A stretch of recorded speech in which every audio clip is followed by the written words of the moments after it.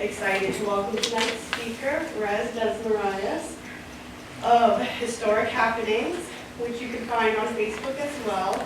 Rick is a local historian and longtime member of the Hingham Militia, and with over 25 years of experience leading tours all throughout Boston and the South Shore, this evening we're going to be celebrating the 250th anniversary of Battle Road together. Feel free to check out our calendar for more Quincy 400 events and other library programs as well. There's going to be calendars in the holder against the wall, so feel free to grab some on your way out. Okay, and without further ado, put your hands together for Rick. Thank you. Huzzah. Thank you very much. Thank you. Thank you very much. Thank you, and welcome to this inaugural presentation of Historic Happenings. This is something that I have thought about, since I was a young boy. Okay, when I was a young kid, 10 years old, the bicentennial was occurring, and my brother, who ended up writing this wonderful book, which I used for reference for this presentation, as well as many other books in a series, he inspired me to really embrace history. And seeing the events firsthand of the bicentennial, I've always grew up wishing that I could be a militiaman. And when I moved to Hingham, I certainly had the opportunity to join the militia because I found out that one was in place in 1994. So 30 years now in the Hingham Militia. And during those years, I've had many opportunities to do battle reenactments, parade, ceremonies of town events, such as the 400th anniversary of Quincy, the 375th anniversary of Hull, the 400th anniversary of Weymouth, and other, the relighting of the Scituate Lighthouse, many, many great events. I've also done many reenactments. I've done the Boston Massacre, I've done the Boston Tea Party, and I've done Battle Road reenactment, which we'll be talking about this evening. We talked about the town anniversary events, and I've also offered many tours. So if you're interested in participating in any tours, I invite you to join my mailing list up here. And I have a whole series of tours that we'll be offering, particularly during these 250th anniversary events, which are coming up over these coming years. So when we talk about the events of Battle Road, we don't want to talk about that in isolation. We want to talk about really how did we arrive at a situation where we had armed conflict in the colonies, okay? Well, the road to independence really started at the culmination of the French and Indian War. And what was happening there was, at the end of the French and Indian War, there was a lot of money expended by the British government to defend the colonists. And so what happened was that the British government needed to raise revenue to cover all of those expenses. So they started with a series of taxes, starting with the Sugar Act, weighing a tax on sugar. Then it went to a Stamp Act, which would be today the equivalent of getting a notary, stamping every document that needed to be processed, would be taxed. Then it led to the Townshend Acts, which in each year they kept ratcheting up the pressure on taxes. And ultimately it led to the Cauldron of Boston Massacre in 1770, which ultimately led to the first casualties of the American Revolution, which hadn't started in earnest, but they were the first casualties. And then in 1773, just a couple of years ago, we celebrated the 250th anniversary of the Boston Tea Party.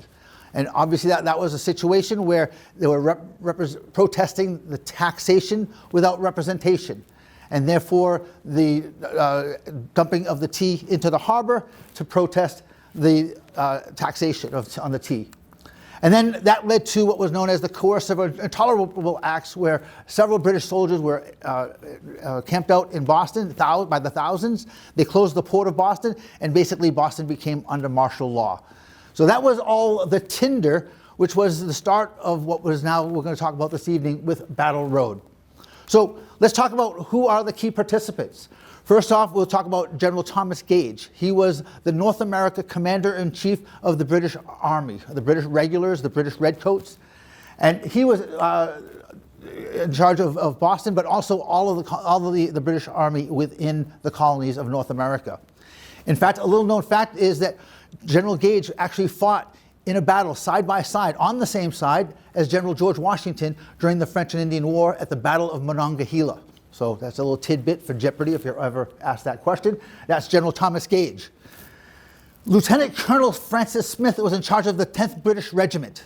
That was the regiment that was camped out on Boston Common, and they were in charge of the keeping the peace in Boston from the rebels of the colonists. So the 10th British Regiment, he was in charge of the unit that was going to be going out into Concord to obtain the store of powder and guns that were being amassed there for the militia that were preparing for armed conflict. So they knew that the British knew that there was guns and powder that were being stored, and their mission was to go out and capture it. And Lieutenant Colonel Francis Smith was put in charge of the regiment that was supposed to go out and capture it. Major John Pitcairn was his second in command. We'll hear a lot more about John Pitcairn during the Battle of Bunker Hill in June, but in terms of this presentation, Major John Pitcairn was the advance guard which approached the Lexington Green. So he was actually the major in charge of dispersing the rebels on Lexington Green, which we'll hear about in a few moments. That's Major Pitcairn. And then finally, we'll hear about Lieutenant General Hugh Percy, the British artillery. He was in charge of the relief unit because, as we'll hear, as the day went along, the British regulars were overwhelmed and they needed a relief unit, and Lord Percy was ultimately in charge of that relief unit. Now, on the colonist side, we had the well-known Samuel Adams, the rabble, that was the rabble-rouser that was creating a lot of energy around independence. He was staying out in Concord with John Hancock. These were the two gentlemen that were essentially behind the whole Sons of Liberty and the press for independence, and therefore they were wanted men. And so they were actually on their way to Philadelphia for the Constitutional Congress, but they were on their way and they were stopped out in Lexington and at the Hancock Clark House, where they were staying when the British were marching towards Lexington to arrest them. Paul Revere, everyone knows the story of the midnight ride of Paul Revere, okay, the famous rider, as well as Silversmith, who was riding into the countryside to alert the colonists, the rebels, that the British were marching towards Concord. William Dawes, the lesser known rider that was actually riding alongside, not alongside, but at the same time as Paul Revere, taking a different route, but going to the same location. They actually met up in Lexington at the Hancock Clark House, where Adams and Hancock were staying. And then finally, Samuel Prescott, who is even lesser known, who was perhaps the most influential or the most important player in this story, because he was actually the only one that got on to Concord. Dawes and Revere did not make it to Concord. They didn't make it any further than Lexington. So Samuel Prescott was actually the one that was able to alert the Minutemen in Concord to be prepared for the march of the British. Then we also had the American colonists. We had Captain John Parker. He was the captain of the Lexington Minutemen. He was assembling the men on the Lexington Green and posed the first opposition to the British Army that was marching towards Concord. And there's the statue of John Parker. Colonel James Barrett of the Concord Militia, he was in charge of the unit that was at the Old North Bridge. So Parker was stationed at the Lexington Green, which was the first conflict, and then the Old North Bridge is where Colonel Barrett was with the Concord Militia. Major John Buttrick was the Concord Minutemen, and I'll describe in a moment the difference between a Minuteman and a militiaman. But Major John Buttrick was actually the captain, or the major, at the point of attack. So he was actually leading the unit at the point of attack at the Old North Bridge. Captain Isaac Davis from the Acton Minutemen was also with Major Buttrick at the front of the line with his Acton Minutemen team. And there's his statue there. So I mentioned Minuteman and militia, okay? And many people are confused about what the difference is between the two. And ultimately, I like to describe it as all Minutemen were militia, but not all militia were a Minuteman. So the Minutemen were really your elite group. They were the elite forces of the day, okay? The militia, anyone between the ages of 16 to 60 was required to be in the militia. Okay, it was kind of like the National Guard of its day, okay? In fact, the National Guard is based on the whole militia Minuteman concept. And they trained, or they became a trained band, not because they were a musical group, but because they were trained to become a military fighting force in the event of need to defend the village, okay, whether it be from outside forces or Indians or in the case of the British. The Minutemen were no older than 30, so they were always on the younger side. They were the volunteer units. They trained much more frequently. They were ready in a minute's notice. That's hence the name Minuteman. The militia trained seasonally 5-6 times a year. So they just were aware of the drills and how to load and so forth, whereas the Minutemen trained weekly. So they were very crack and well-skilled with the muskets. The Minutemen were organized by the town, so they were selected by the town. They were the town all-stars, whereas the militia was organized by the county. So in fact, the Hingham Militia was part of the Suffolk County, so we were the 2nd Suffolk Regiment, 1st Company of Foot. That's our official name of the Hingham Militia, but so they're organized by the county. So the militia and the Minutemen were together, and the Minutemen were typically more at the front of the battle because they usually were more well-equipped and they were more well-trained. So now let's talk about the events of the April 18th and 19th of 1775. There was an alarm, okay? And today, most people's knowledge of the events of Battle Road stemmed from this wonderful poem by Henry Wadsworth Longfellow. Now, it's a great piece of poetry, and you thought you were here just for a history lesson, but we're also going to delve a little bit into English by analyzing this poem and break down and critique it in terms of the historical accuracy of the poem versus what actually happened based on the hour-by-hour account that's what was written in this nice little pamphlet here that describes what actually happened during the course of those 2 days. So first off, we'll talk about the poem, and we'll read the words, and we'll understand where Wadsworth got it right and where Longfellow may have deviated and added some poetic license. So let's hear that the Paul Revere's Ride by Henry Wadsworth Longfellow. Listen, my children, and you shall hear of the midnight ride of Paul Revere. On the 18th of April in 75, hardly a man is now alive who remembers that famous day and year. He said to his friend, if the British march by land or sea from the town tonight, hang a lantern in the belfry arch of the North Church tower as a signal light, one if by land and two if by sea, and I on the opposite shore shall be, ready to ride and spread the alarm through every Middlesex village and farm, for the country folk to be up and to arm. Okay, so in this particular case, he got it pretty well accurate, okay? Other than the midnight ride, he actually left at about 10:30, so he was only off by an hour and a half, but not too bad in that sense. So when he references his friend is actually Robert Newman. If you ever go to this Old North Church, you'll hear all about Robert Newman and his famous exploits of how he went up into the belfry of the church to hang the famous two lanterns to illustrate one if by land and two if by sea. And people often wonder, what is it, one if by land, two if by sea? What is those routes? And we'll show that in just a moment.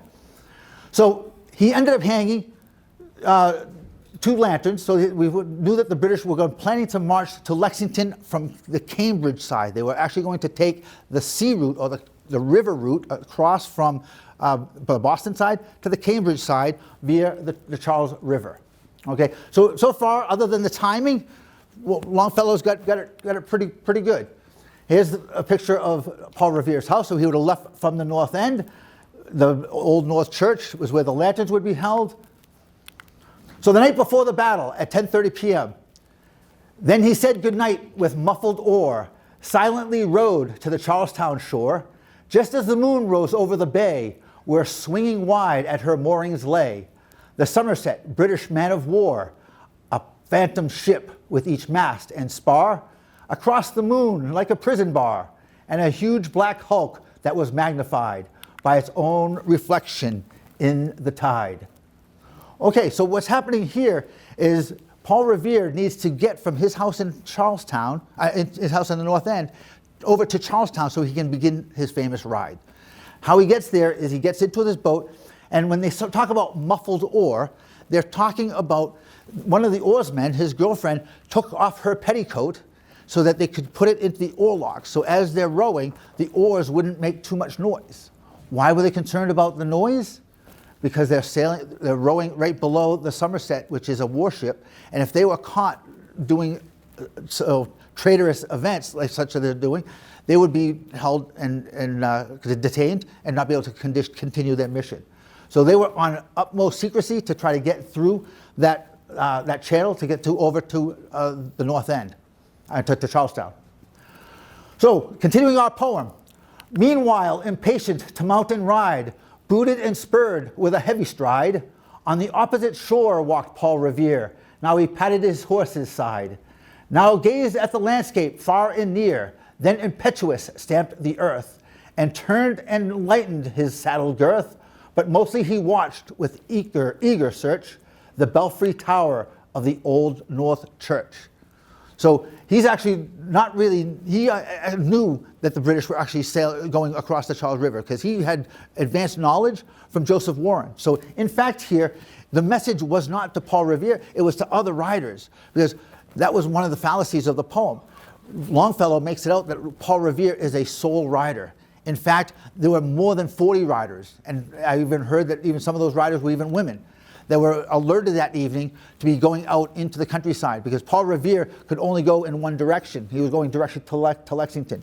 But there were many other towns, Bedford, Chelmsford, Barica, all these other towns that needed to be alerted, and that signal was to alert the other riders that the route that the British were taking. Okay, so that was a place where Longfellow strays from the truth. He makes it look like Paul Revere is a singular hero in all of this. So, continuing on, as it rose above the graves on the hill, lonely and spectral and somber and still, and lo, as he looks on the belfry's height, a glimmer and then a gleam of light. He springs to the saddle, the bridle he turns, but lingers and gazes till full on his sight, a second lamp and the belfry burns. So the grave that they're referring to is the Copp's Hill Burial Ground. If you're familiar with an Old North Church, the Copp's Hill Burial Ground is right next door. One of the oldest burial grounds in the city. And so now we know that with the second lamp, that the British are going by sea, which means that they are going through the route of the Charles River, okay? So here's a map of Boston at the time, okay? You can see that Boston is a very small peninsula compared to what it is today with all the fill that has been taking place. The British camp was on the Boston Common. Okay, so that was the encampment where the British were staying. And the muster point was at the point of the current Charles Street and Beacon Street. Right where the Public Garden meets the Boston Common, that was the muster point, because the water of Charles River came right up to that point, and that was the point where the British would muster to go across to what is known as Lechmere Point in Cambridge. That was the point across the river where they were rowing, okay? Now, question? Well, I welcome if there's any questions. I would love to entertain any questions. Yes? Yeah. If they had gone the other way, how would they get across the river? If they'd gone the other way, they're going by boat. No, if they had gone out the neck. The neck, okay. If they had gone out the neck. They wouldn't need a boat because we're going out the neck. And actually, that's the route that Lord Percy was going to take. He's going from the British camp because they used all the boats to get the first crew across. This group was a larger group, and they didn't want to take the time because it takes a long time to get all the men and horses, because they had men and horses, to get them across the river. So But the rider that went out, the Dawes, he went out the neck. he did go out the neck, exactly. And then how did he get to Lexington? Because that's still the other side of the river. Because on this side here, you'll see it on the upcoming map, he bypasses the river. Coming out through the neck, you don't go past the river that they're referring to as the Charles River, or what was known as the Mystic River. And Paul Revere had to go over two rivers, actually the Mystic River. So Colonel Smith, remember our lieutenant colonel that was in charge of the men that were on the march, departs Boston Common at 10:30 in the evening. Okay, now picture yourself. Whenever I do a reenactment, I always try to put myself in the position of the people I'm reenacting. So these British soldiers, they go to bed on Tuesday evening, and they are roused from their sleep at 10:30 and said, "Get up, and we're on the march." Okay, and having no idea where they're going because it was a secret to them. In fact, the colonists, had a network of spies that were much more well-informed than the British soldiers themselves. So, in fact, they're roused at 10:30 in the evening, 700 men at the bottom of Beacon Hill, or Boston Common, and they are on the march towards Lexington. Now, Lieutenant General Percy departs the Boston Common at 9 o'clock the next morning, okay? Due to a series of communication mishaps, he was supposed to have left earlier, but there was a 2-hour delay because it was getting the orders from General Gage to Lieutenant General Percy. It was a 2-hour lapse, and so he got a later start than he should have, in fact, and you'll see the results of that occurred from that. But he departs Boston Common at 9 a.m. with 1,000 men and with 2 cannon. Okay, and that will be key to our story in a little bit. Those 2 cannon, it helps disperse the rebels and helps the British escape what would be certain annihilation. Okay, so they did take the longer route. Okay, so you can see that this route here is something like 18 miles versus the route along the Cambridge, I think, was like 10 miles. So it's about half the distance to go by sea, but you had to navigate the boats, right? And, getting all the men and the horses across the river. Okay, so let's go back to our Longfellow poem. It was 12 by the village clock when he crossed the bridge into Medford town. He heard the crowing of the cock and the barking of the farmer's dog, and felt the damp of the river fog that rises after the sun goes down. Okay, on this particular case, it says 12 by the village clock when he went to Medford town. He was actually, again, in Lexington by 11:30. So again, the timing is a little bit off, but not a major incrimination of the poem's accuracy. It was 1 by the village clock when he galloped into Lexington. He saw the gilded weathercock swim in the moonlight as he passed, and the meeting house windows, black and bare, gazed at him with a spectral glare, as if they already stood aghast at the bloody work they would look upon. So at this point here is 1 o'clock, again, the timing's off, but he did make it to Lexington, but he was there by 11:30 to warn Hancock and Adams that the British were on the march and that they should be getting themselves out of there before the British arrive so that they don't get captured and get imprisoned. It was 2 by the village clock when he came to the bridge in Concord town. He heard the bleating of the flock and the twitter of birds among the trees, and felt the breath of the morning breeze blowing over the meadows brown.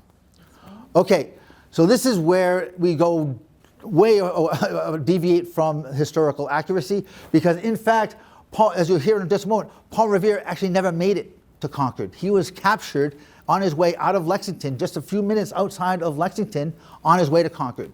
Fortunately, as I mentioned, he contacted Samuel Prescott along the way, who did make it to Concord, who was able to alert Colonel James Barrett that where the militia stores were being stored, that the British were coming, so he had enough time to hide them.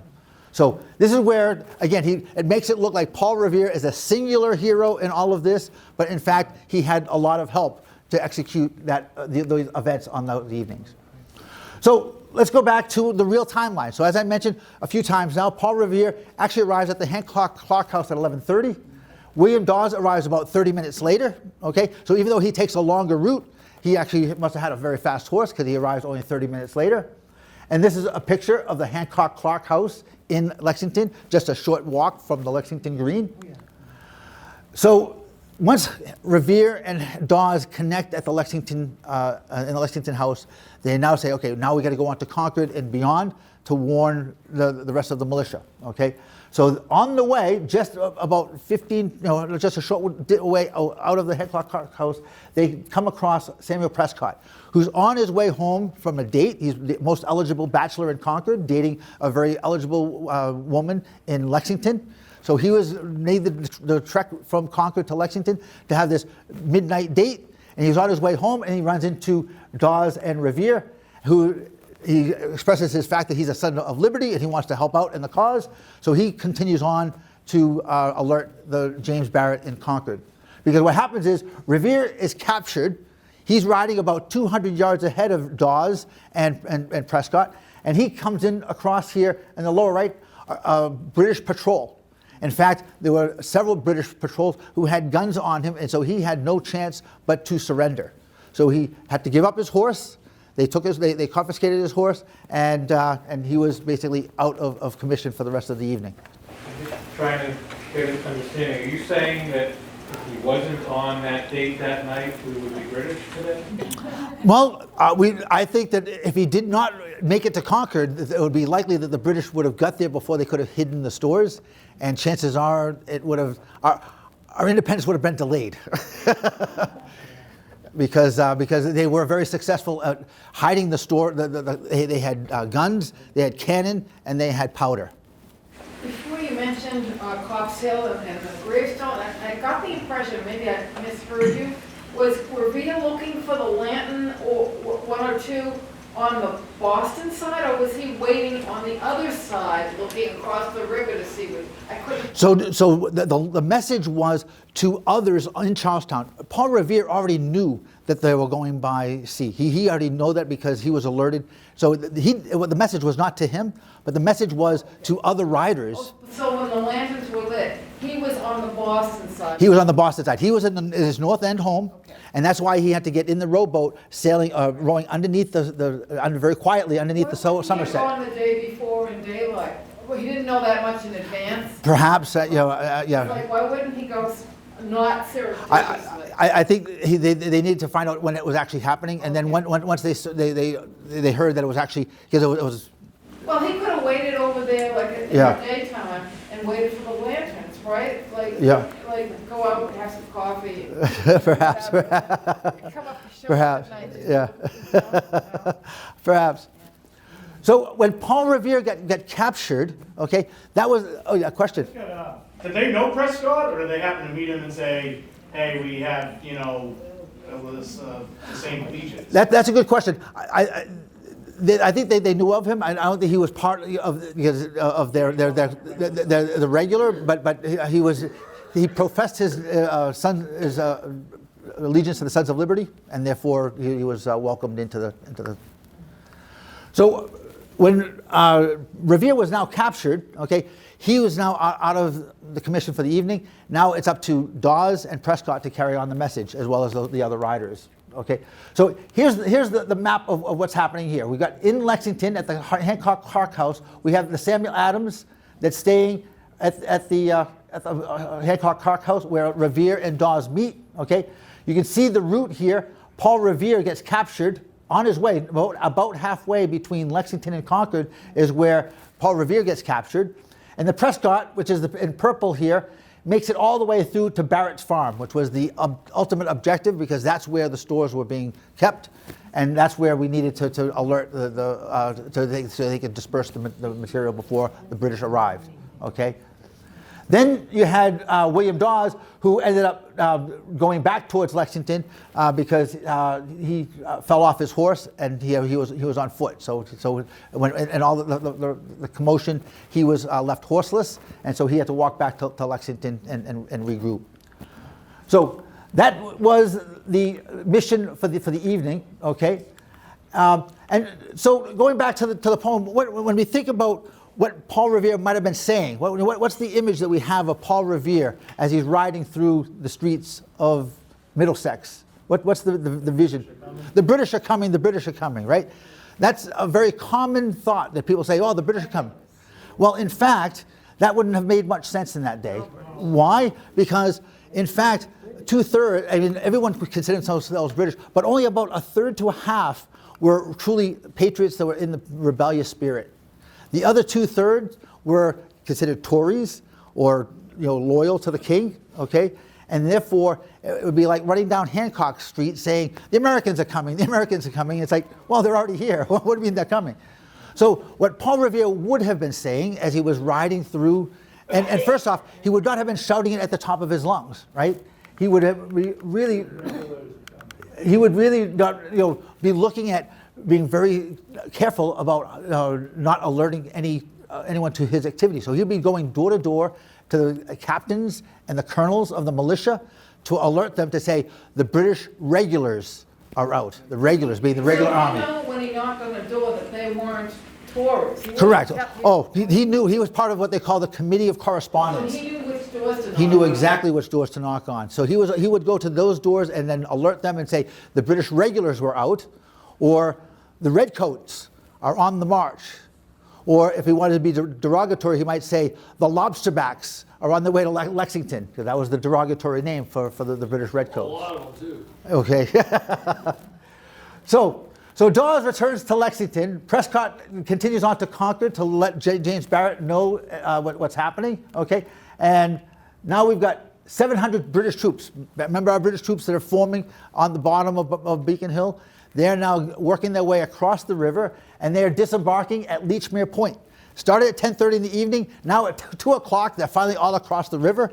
It took at least 2 trips across. I'm not sure how many more. Maybe it took 2 or 3 to get everybody across.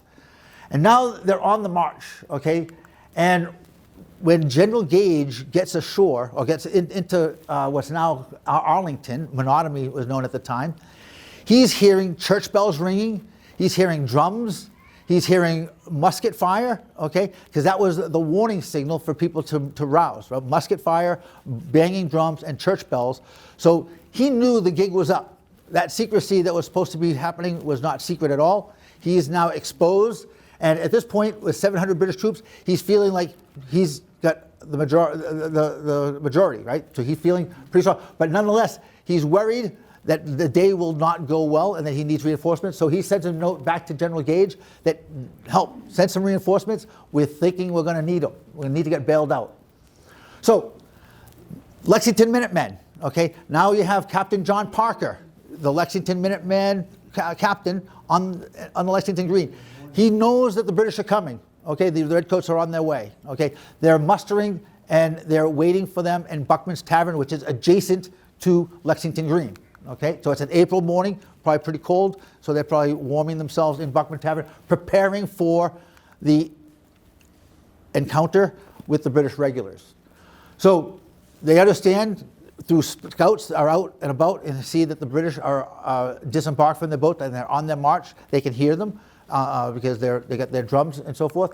So the drummer in Lexington now calls the militia and the Minutemen to arm and line up on the green to be the first opposition to the British advance. So the British arrive at the Lexington Green at 5 a.m. Okay, so remember 10:30 from the prior night, across the river to 2 o'clock. Now at 5 o'clock they finally make it to Lexington, and they meet up with Captain John Parker of the Lexington Minutemen with 77 form on the green. First armed show of armed resistance, okay? Now, the famous words of Captain Parker was, stand your ground, don't fire unless fired upon, but if they mean to have a war, let it start here. Huzzah!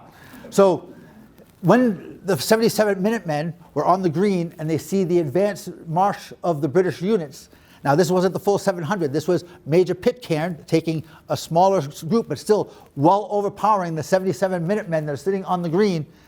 The Minutemen realize that they can't have an armed resistance. So Captain Parker says, as the British arrive, Major Pitcairn and his horse rise to the front of the marching British and says, disperse ye rebels, lay down your arms.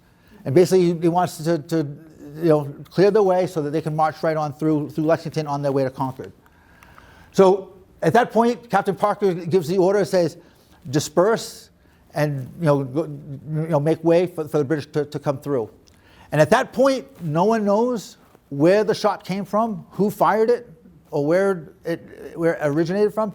But a shot rang out, and all of a sudden, the shot created. Under the conditions, the British were very tense. Okay, remember, most of these were probably young men, far away from home, probably the first armed conflict, first armed engagement for many of them. Okay, so they were nervous, trigger happy. So that first shot goes out, and then without orders, they opened up volley. Okay, so that what they would have done was take a musket, a Brown Bess musket, something like you would see here, which is not very accurate, okay? So typically what you would have is you'd have them firing in a volley, many muskets firing at the same time for the maximum effectiveness. So that volley left 8 dead on the Lexington Green, okay, and 10 wounded, okay? So on the colonial side, it was pretty devastating. You know, we already had 18 casualties at our first conflict, okay? Now on the British side, there was only one British soldier, minor wound. I think it was a leg wound. It didn't carry much damage on, in that effect. So here we are. The 70 Minutemen start to disperse. The British march on through. Lexington wasn't their objective. Concord is their objective. So they wanted to move to get to Concord as quickly as they can, because they know the longer it takes, the more opportunity that the militia will gather, and the more people will start to oppose them. So more than the 77 that they're seeing this early in the morning. Were they trying to get Sam Adams and Hancock on the way? Was it this group of people? They were, but their main mission was to obtain the powder and the cannon that were being stored at Barrett's Farm. That was their main mission. If they were able to get Hancock and Adams, they would have loved to, but they bypassed Lexington because of the armed engagement. They said, okay, we're going to bypass Lexington. We're not going to go after Hancock and Adams. We're going to go right after the powder in Concord. So along the way, the British are finding military stores. So they did find cannon wheels, and things that could have been used for military, and they ended up burning them in a fire in the town square. Okay, so now you get a conflagration of fire that's occurring in Concord. Okay, and while the British are marching on their way towards the Old North Bridge. Now the British continue on to Old North Bridge, and they get there by 9 a.m. So continuing on with Longfellow poem, and one was safe and asleep in his bed, who at the bridge would be the first to fall. We'll find out in just a moment. Who that day would be lying dead, pierced by a British musket ball. You know the rest in the books you have read, how the British regulars fired and fled, how the farmers gave them ball for ball from behind each fence and farmyard wall, chasing the redcoats down the lane, then crossing the fields to emerge again, under the trees at the turn of the road, and only pausing to fire and load. So through the night rode Paul Revere, and through the night went his cry of alarm to every Middlesex village and farm, a cry of defiance, a not of fear, a voice in the darkness, a knock at the door, and a word that shall echo forevermore, for born on the night wind of the past, through all our history to the last. In the hour of darkness and peril and need, the people will waken and listen to hear the hurrying hoofbeats of that steed and the midnight message of Paul Revere. So Longfellow ends in a flourish, right?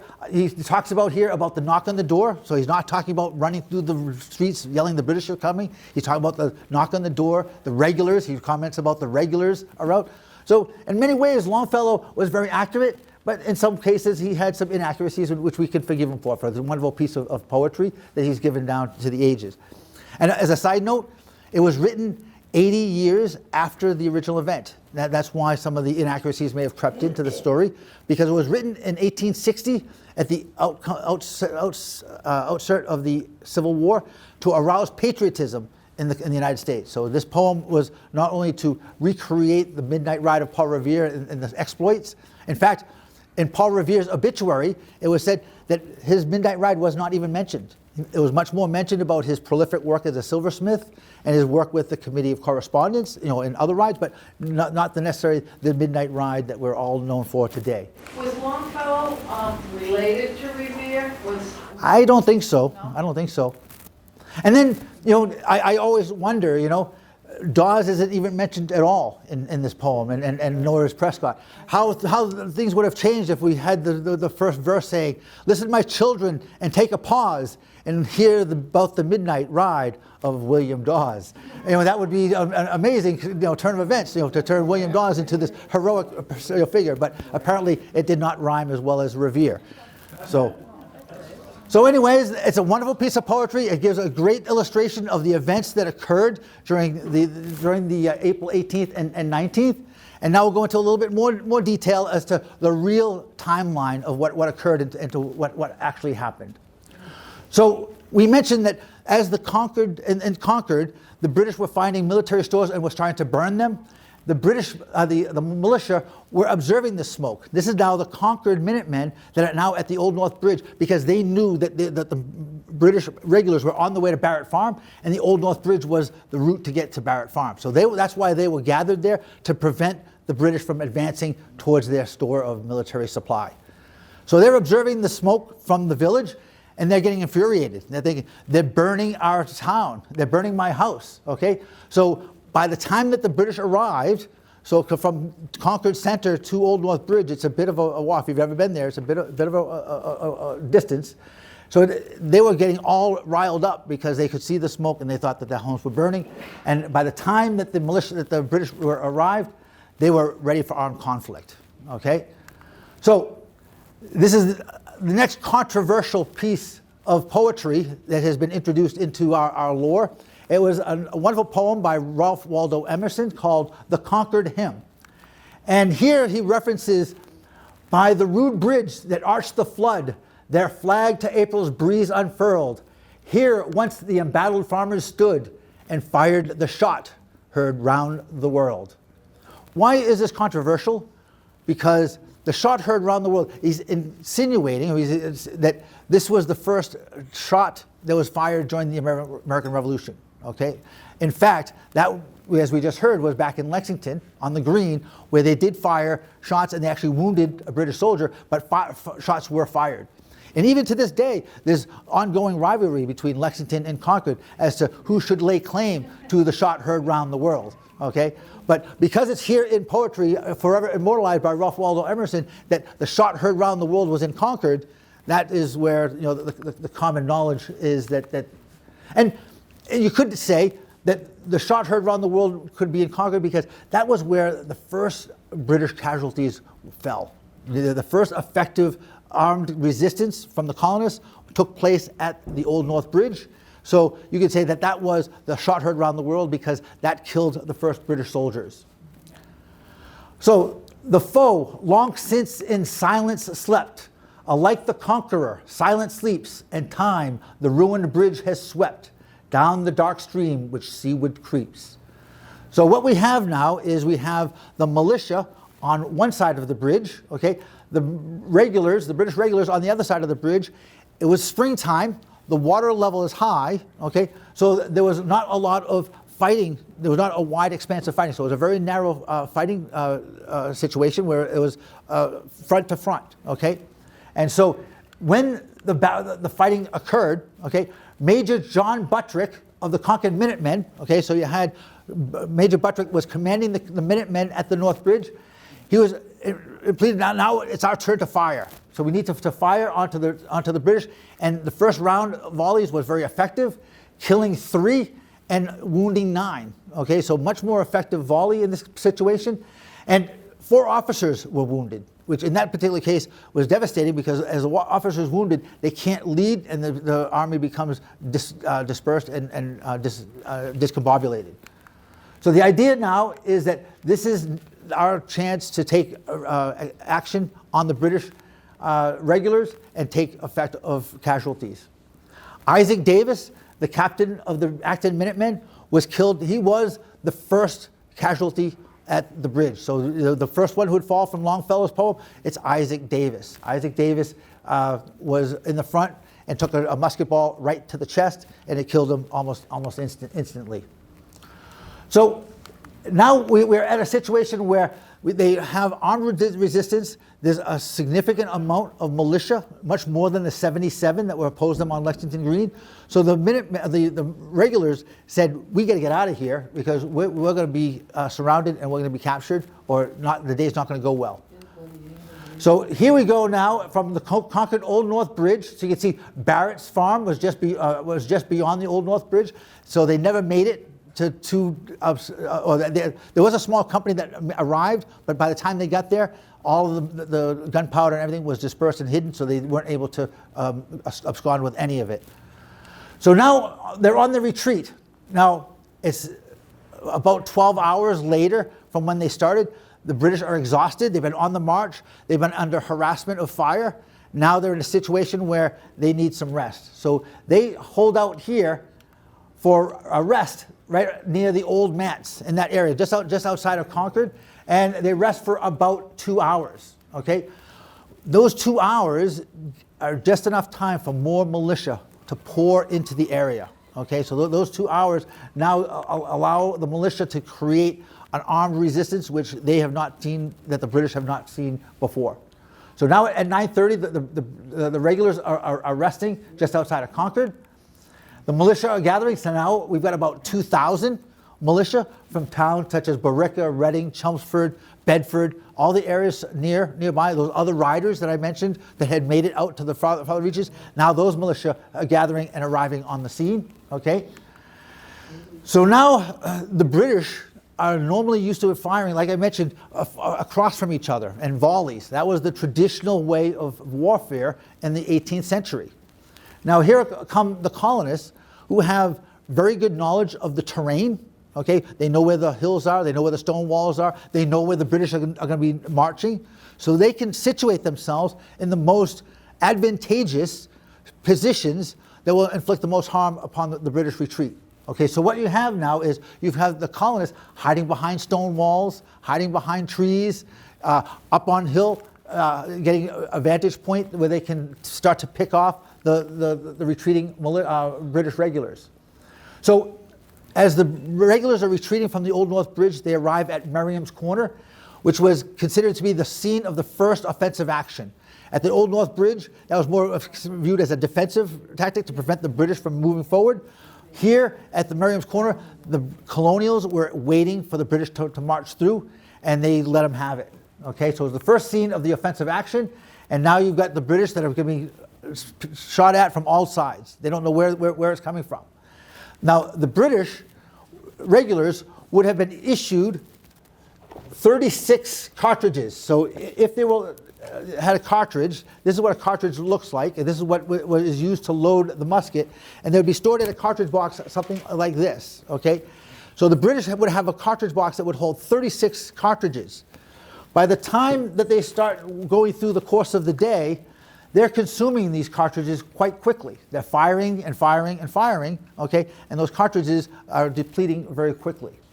So now you're at a situation where we're at Merriam's Corner. We have 2 more British soldiers who go down, and several more were wounded. Okay, so now they're starting to take on a lot of casualties.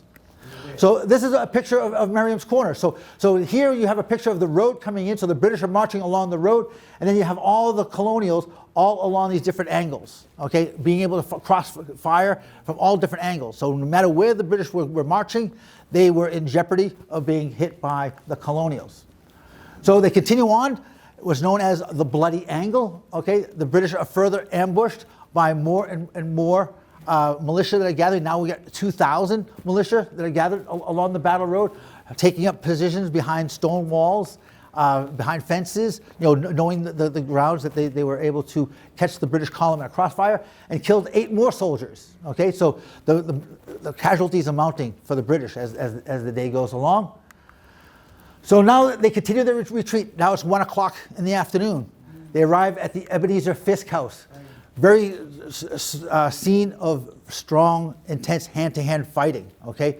So now we have a situation where the British are marching and they're running out of ammunition, so they are going to be forming flanking units. So what's going to happen is, because the road is narrow, and because the colonials are on either side, we're not too far away. Now these muskets have an accuracy of about 50 yards, they give or take.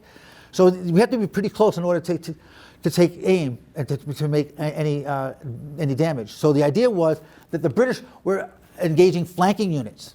So because they were running low on ammunition, they might receive an order such as fix bayonets, and my compadre here, Ben, will be fixing his bayonet.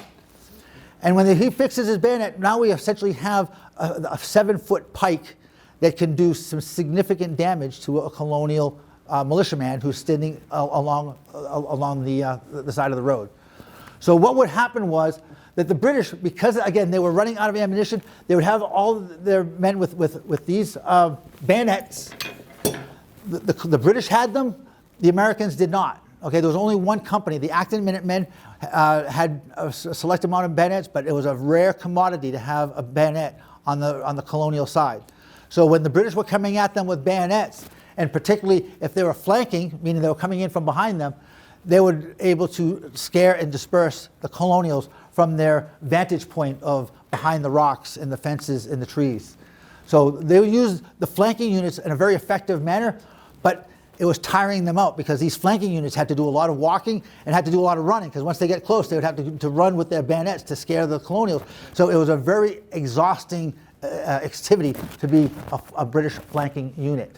Okay, so now we've continued on our way. We've had the excursion. We've had Merriam's Corner. We've had Bloody Angle. We're now back here in Lexington.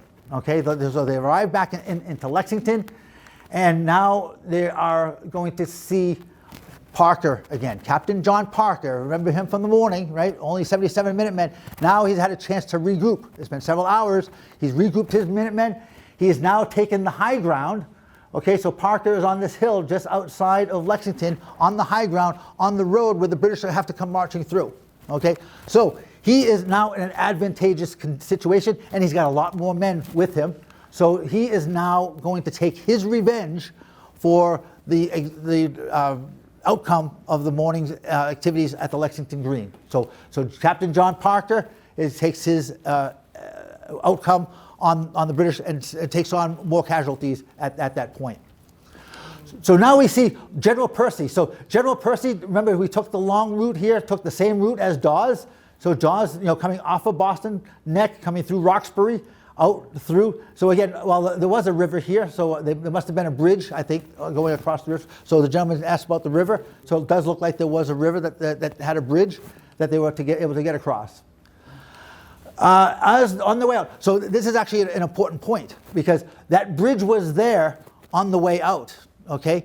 And as we'll hear in just a moment, on the way back, that bridge mysteriously disappeared to prevent their retreat back to Boston. We'll talk about that in a second. So the idea was that Percy was on his way out because he had that 2-hour delay. Remember the miscommunication between General Gage and Percy. There was a 2-hour delay in him getting started. He didn't get out here till Lexington until late in the afternoon. Okay, and at this point, Colonel Smith's unit was exhausted, out of ammunition, out of food, and really in bad shape. They've got a lot of wounded, a lot of dead, and they are not well for this world. So here along comes the cannon. Okay, so remember we mentioned they had 2 cannon with them. They fired those cannon, firing cannonballs into what was the colonial meeting point or their gathering point. Didn't do any damage, didn't kill anyone, but it certainly dispersed the crowd. So it allowed the British to get through where the colonials were holding the ground. The cannon dispersed them, and they were able to make their getaway out of Lexington. So continuing on, they still had to get their way back towards Boston.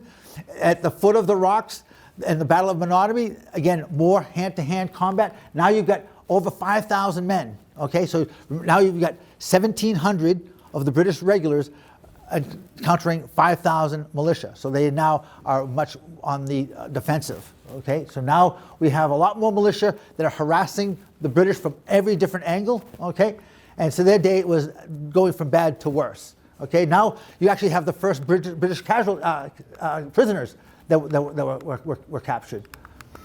Then we have the Battle of Menotomy, the Jason Russell House, very, very famous house where this was the scene of the most casualties of the day. In present-day Arlington and Menotomy, there were 21 total dead, 10 colonists, 11 British, and many, many were wounded. So now they're on their way back to Cambridge, or through Cambridge, on the way back to Boston. But I mentioned the bridge that they came across, the colonials went and they took up the planks. So on their way back, they blocked the bridge, the access to the bridge, and the bridge was not accessible to make their way back to Boston. So they deviated their route and they went over to Charlestown, okay, current day Bunker Hill. We'll hear about Bunker Hill in June. So they had to wait in Bunker Hill, okay. And on the way back, again, on these narrow roads, being constantly harassed from all sides from the colonists and just making it a very miserable retreat. Okay, so they get back to Cambridge. The bridge was blocked. They divert to Charlestown. Now the exhausted troops are waiting here for their ferry to get them across Boston Harbor back into Boston. So then that concludes the Battle Road portion of the events, which now leads into what's known as the Siege of Boston. Okay, so from April 19th and 20th, so from the days after the Lexington and Concord events, the Siege of Boston occurs. What you have now is the British, who are all bottled up on the peninsula of Boston, being surrounded on all sides by the colonial militia and Minutemen. So people ask, well, where was Hingham in all of this, the Hingham militia? Well, we were quite far away. We weren't able to be there for the actual events of Battle Road, but we were on the march. And the Hingham militia were on the march, and they ended up being stationed here with Governor Artemus Ward in Roxbury Heights, and protecting the exit of Roxbury Neck for any passage of military service. Then you see General Washington came in, and then General Putnam, and all around Boston was colonial militia and Minutemen laying siege to the British Army. Okay, and that's what's going to set the scene for our next talk, which is going to be talking about the Provisions War and the Battle of Grape Island. And that will be an event that we'll be talking about in May. And so at the end of all of this, the colonial militia got an improved reputation in the eyes of the British as a fighting unit. Okay, because what they now had was they recognized that the rebels had a passion for independence. They were willing to fight.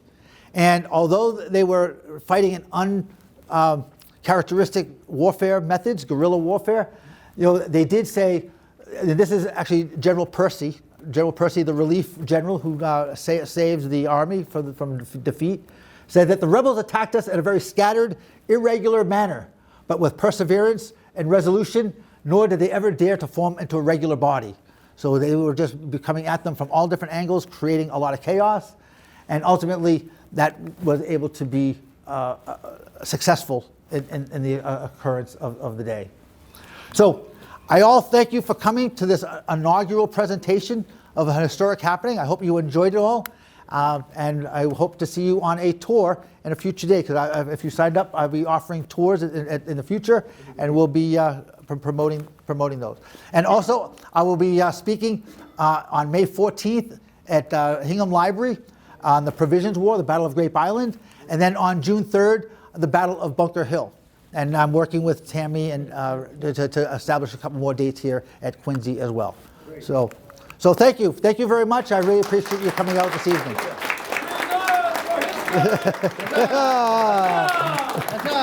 Huzzah! Huzzah! Okay, thank you.